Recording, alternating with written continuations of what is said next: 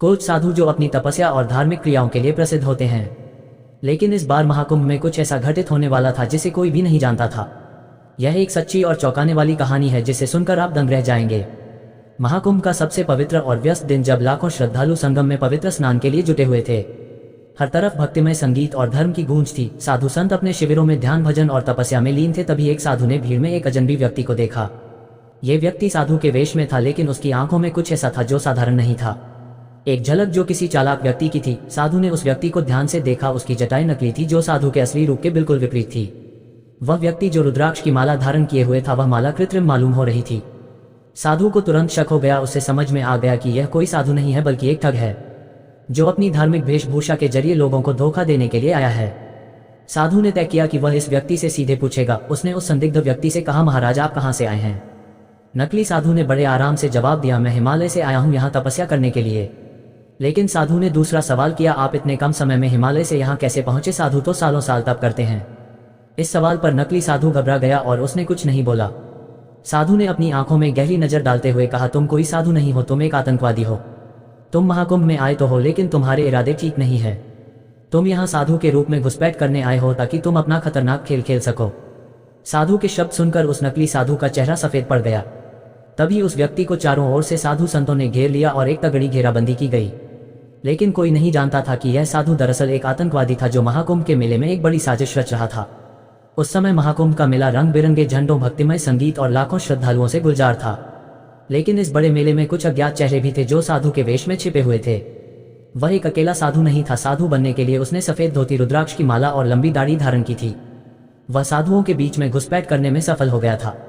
हालांकि साधुओं के ध्यान और साधना में गहरी लगन के कारण उसे पहचान पाना कठिन था। लेकिन इस बार एक पुलिसकर्मी वीरेंद्र, जो महाकुंभ की सुरक्षा में तैनात थे, उसने उस व्यक्ति की आंखों में कुछ अलग देखा। साधु तो शांत और स्थिर होते हैं, लेकिन यह व्यक्ति कुछ बेचैन था। वीरेंद्र का अनुभव कह रहा था कि यह व्यक्ति साधारण नहीं है। उसने मन में ठान लिया कि वह इसे जरूर पकड़ेगा। वीरेंद्र ने धीरे धीरे उस व्यक्ति से बातें करना शुरू की और उसके बारे में सवाल किए। वह कहाँ से आया है और उसका उद्देश्य क्या है? संदिग्ध साधु ने अपनी कहानी बनाई कि वह हिमालय से तपस्या करने के लिए महाकुंभ आया है।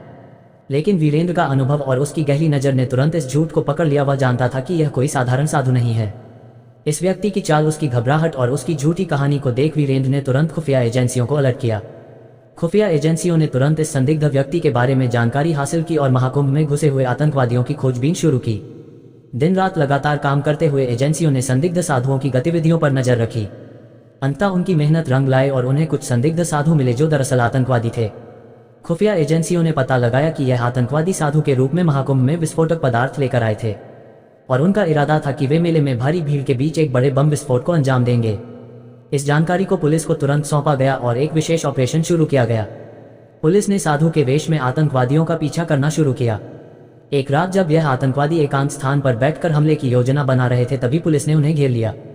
आतंकवादियों ने पुलिस पर फायरिंग शुरू कर दी, लेकिन पुलिस ने हिम्मत नहीं हारी। पुलिस और आतंकवादियों के बीच मुठभेड़ हुई और अंत में सभी आतंकवादी मारे गए। इस घटनाक्रम के बाद महाकुंभ की सुरक्षा व्यवस्था को और भी कड़ा कर दिया गया। पुलिस ने मेले के हर कोने पर अतिरिक्त बल तैनात किया और श्रद्धालुओं की पूरी तरह से जांच की गई। इस ऑपरेशन ने साबित कर दिया कि हमारी सुरक्षा एजेंसियां कितनी चौकस रहती हैं और किसी भी खतरे से निपटने के लिए तैयार रहती हैं। उन्होंने एक बड़ी आतंकी साजिश को नाकाम कर लाखों लोगों की जान बचाई।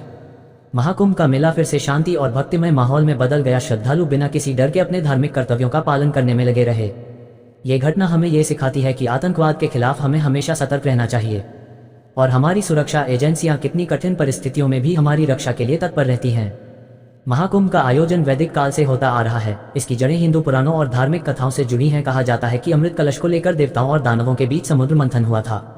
अमृत की कुछ बूंदे 4 स्थान प्रयागराज, हरिद्वार, नासिक और उज्जैन में गिरी। इन जगहों पर कुंभ मेले का आयोजन होता है। महाकुंभ हर 12 साल में एक बार चारों स्थलों पर बारी बारी से आयोजित होता है। हर 3 साल बाद किसी न किसी स्थान पर कुंभ मेला होता है।